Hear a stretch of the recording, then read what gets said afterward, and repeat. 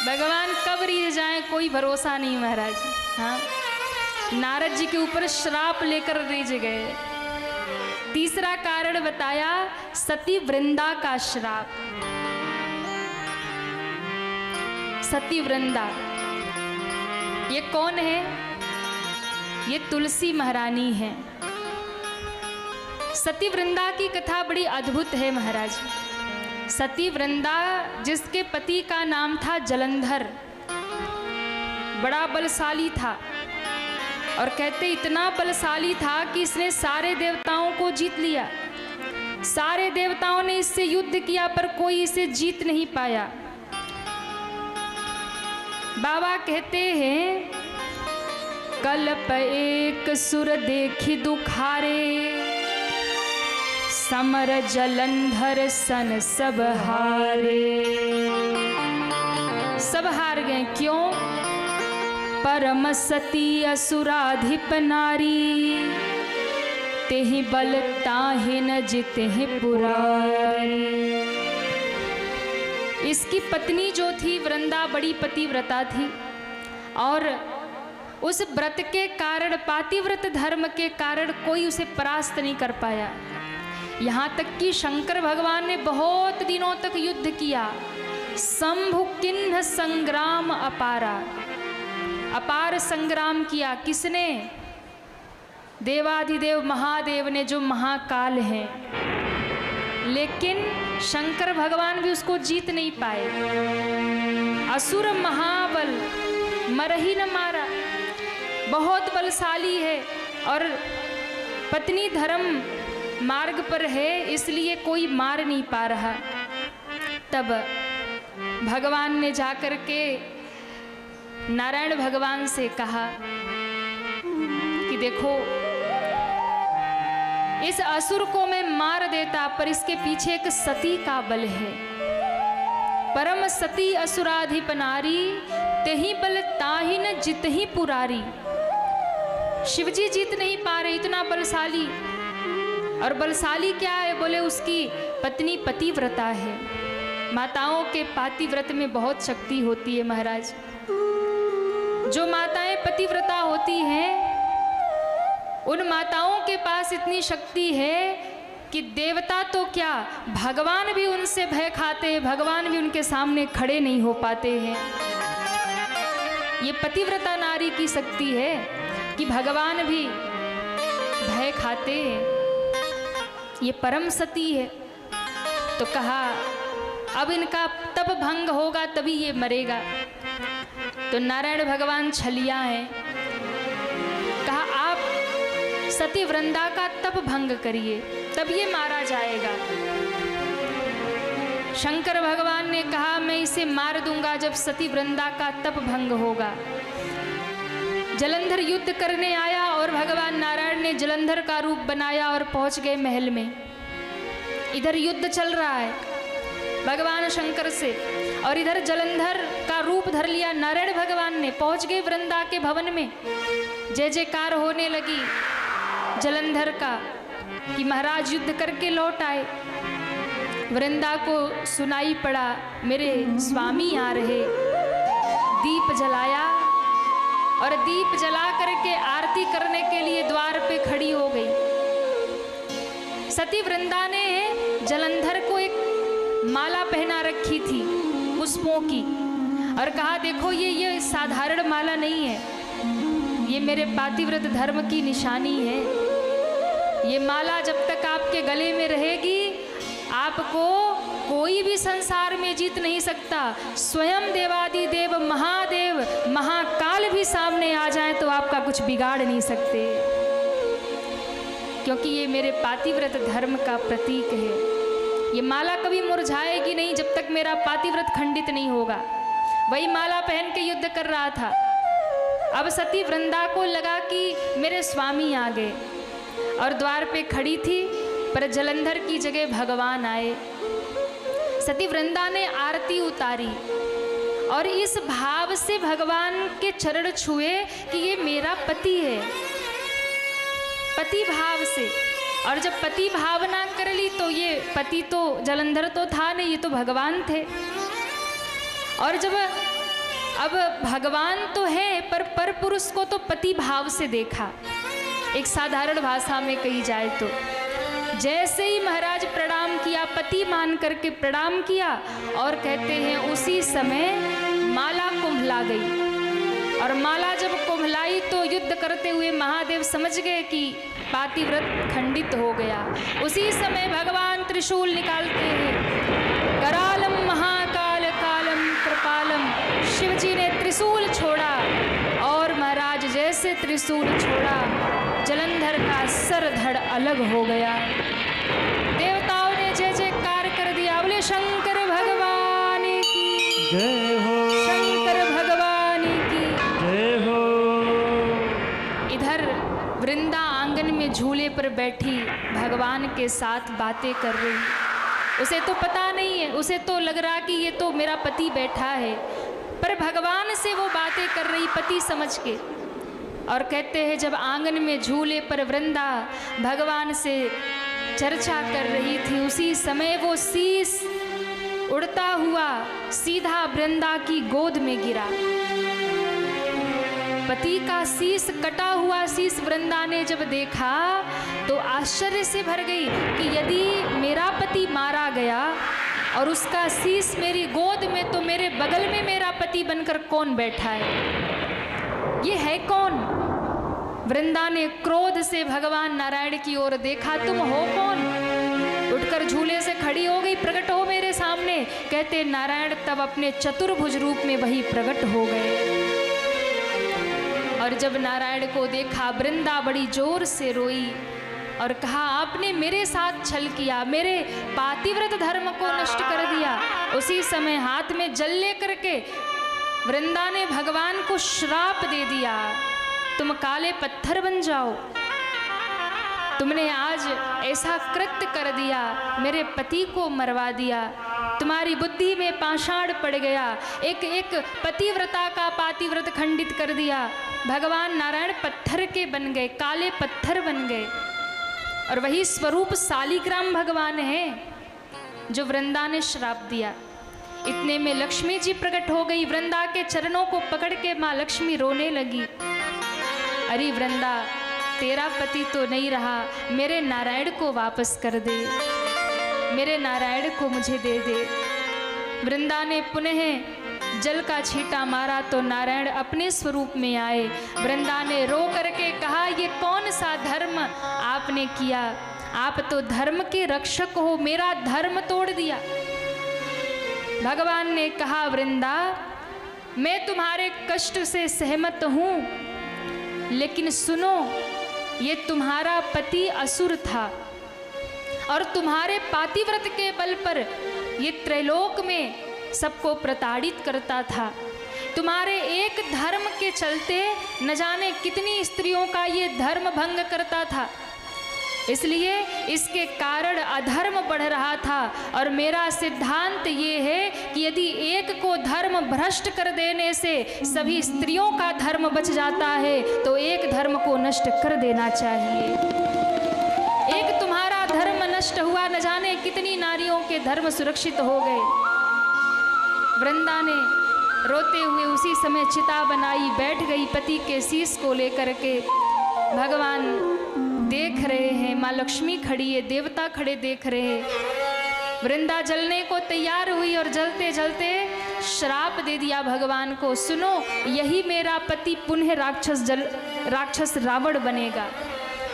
और जब रावण बनेगा तो जैसे आपने मेरे साथ छल किया ना, ये फिर आपके साथ छल करेगा, बदला लेगा। क्या छल करेगा? जैसे आपने इसके पति के साथ छल किया, पत्नी के साथ छल किया ना, मेरा व्रत छल से भंग किया, मैं श्राप देती हूँ, यही मेरा पति रावण बनेगा और यही लक्ष्मी सीता बनेंगी, आप राम बनेंगे, और यही रावण आपसे छल करेगा और सीता का हरण करेगा। भगवान ने उसे भी शिरोधार्य कर लिया। वृंदा जल गई, और जब वृंदा जल गई तो महाराज भगवान के आंखों से 2 बूंद अश्रु उसी राख में गिरी जहाँ वृंदा सती हो गई थी। अश्रु गिरे और उसी अश्रु से आज एक वृक्ष प्रकट हुआ, एक वृक्ष प्रगटा। और जब वो वृक्ष प्रगटा ना, तब भगवान ने उस वृक्ष को नाम दिया वृंदा।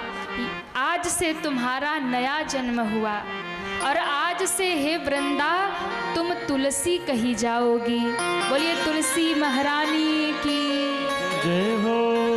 तुम तुलसी कही जाओगी और तुम मेरे लिए सती हुई, तुमने मेरे लिए प्राण त्यागे। मैं वचन देता हूँ हे वृंदा, आज से तुम मेरी पत्नी हो। हे तुलसी, मैं तुम्हें स्वीकार करता हूँ।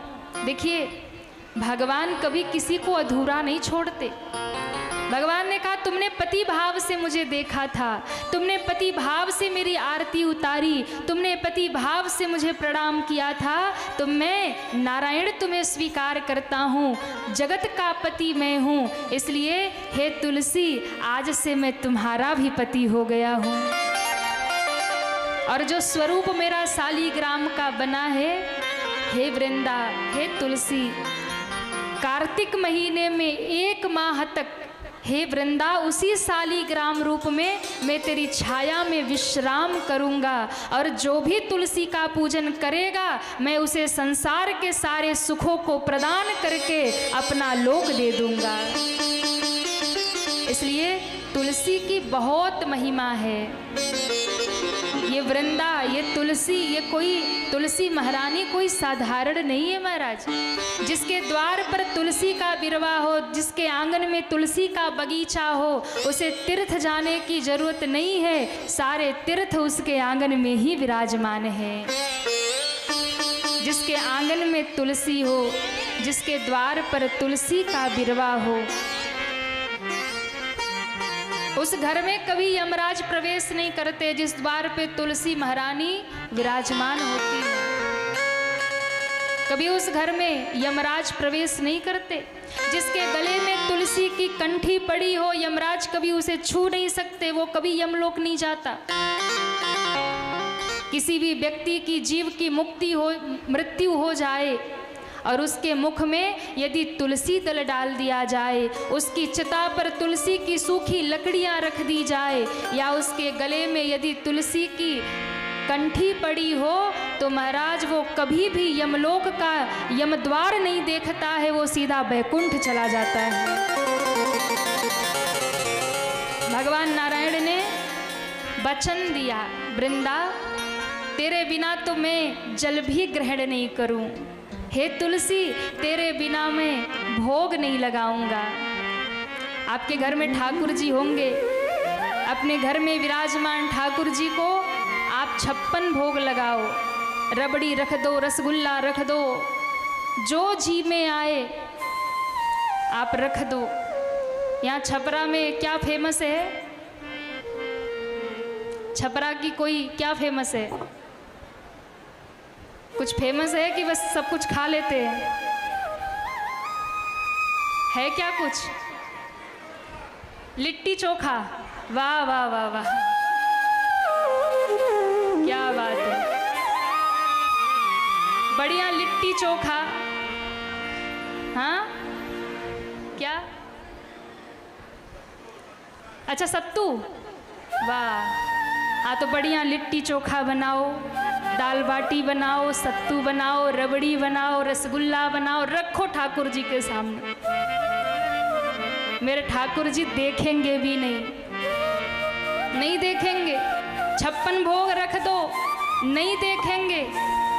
जब तक एक तुलसी का पत्ता ना पड़ जाए भगवान स्वीकार नहीं करेंगे। लेकिन उस थाली में यदि आप तुलसी दल समर्पित कर देंगे, तुलसी डाल देंगे, तो तुलसी देखते ही मेरे भगवान प्रसन्न होते हैं और भोग को स्वीकार कर लेते हैं महाराज।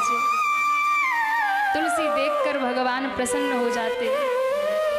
अब सोचिए कि जब तुलसी के बिना भगवान भोग नहीं लगाते, भोजन नहीं स्वीकार करते, जल नहीं स्वीकार करते, तो बिना तुलसी महारानी की सहारा के ठाकुर जी इस शरीर को स्वीकारेंगे क्या? हमको और आपको स्वीकारेंगे क्या? नहीं स्वीकारेंगे। तुलसी का अर्थ है भक्ति। जब तक जीवन में भक्ति नहीं आएगी, जब तक जीवन में सती वृंदा तुलसी नहीं आएंगी, तब तक नारायण स्वीकारने वाले नहीं हैं, नहीं स्वीकारेंगे। इसलिए तुलसी की बड़ी महिमा है महाराज। आपके घर में तुलसी का पौधा हो, किसके किसके घर में तुलसी महारानी है? वाह, ताली बजाओ एक बार अपने लिए, सब भगत है। नहीं तो आजकल जमाना थोड़ा मॉडर्न हो गया। आजकल घर में लोग तुलसी नहीं लगाते, आजकल मनी प्लांट लगाते। हाँ, मनी प्लांट का जमाना आ गया। यदि आप सनातनी हैं, यदि आप हिंदू हैं, तो आपके आंगन में तुलसी का बिरवा होना चाहिए। आपके आंगन में तुलसी हो, आपके द्वार पर गाय होनी चाहिए। पर सबसे मुश्किल की बात यह है ना कि द्वार पे बड़ी बड़ी लग्जरी गाड़ियां खड़ी हो जाती हैं, कुत्ते भी आ जाते हैं, पर गौ माता के लिए कोई जगह नहीं होती। आज दुर्भाग्य भारत का इसीलिए है, दुर्भाग्य इसीलिए है कि घर में हम कुत्ते पाल लेते हैं पर गौ माता नहीं पाली जाती। पर यदि आप सच्चे सनातनी हैं, सच्चे हिंदू हैं, तो भैया हिंदू की पहचान है आपके आंगन में तुलसी का बिरवा हो और आपके द्वार पर रंभाती हुई गाय हो।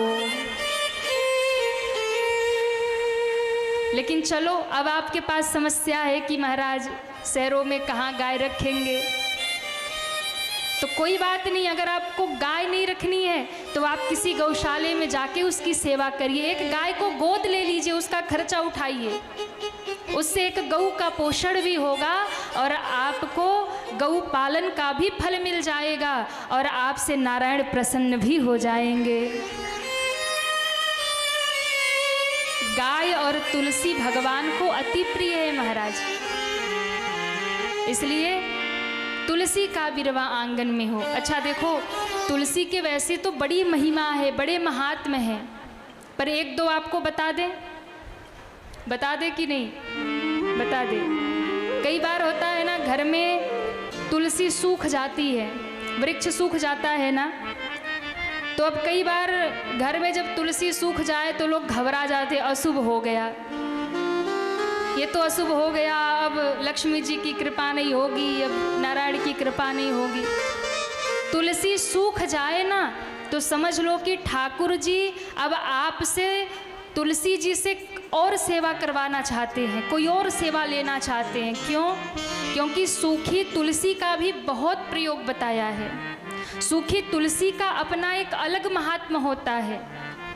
जब आपके घर की तुलसी सूख जाए और बिल्कुल वो काष्ठ हो जाए सूख करके, तो उसके बड़े प्रयोग हैं महाराज। तुलसी जब सूख जाए तो आप उस तुलसी की लकड़ी में रुई लगाइए और उसकी बाती बनाइए, तुलसी के लकड़ी की बाती बनाइए और उस तुलसी के लकड़ी की बाती बना करके उसको घी में डुबोइए और घी में डुबो करके ठाकुर जी के मंदिर में उसी का दिया लगाइए, दीपक लगाइए। शिव जी के मंदिर में नहीं, राम जी के मंदिर में, कृष्ण के मंदिर में, नारायण के मंदिर में, और यदि मंदिर नहीं तो अपने घर के मंदिर में ठाकुर जी की आरती करिए। उस सूखे हुए तुलसी के काष्ठ की बाती बनाकर उसे घी में डुबाकर उसमें रुई लगा करके उससे यदि आप ठाकुर जी की आरती उतारते हैं, दीप जलाते हैं, तो आपको 10,000 दीप जलाने का फल प्राप्त होता है, बस एक दीप जलाने में, एक दीप जलाने में। और उस दीप से आपकी घर की सारी समस्याओं का समाधान हो जाता है।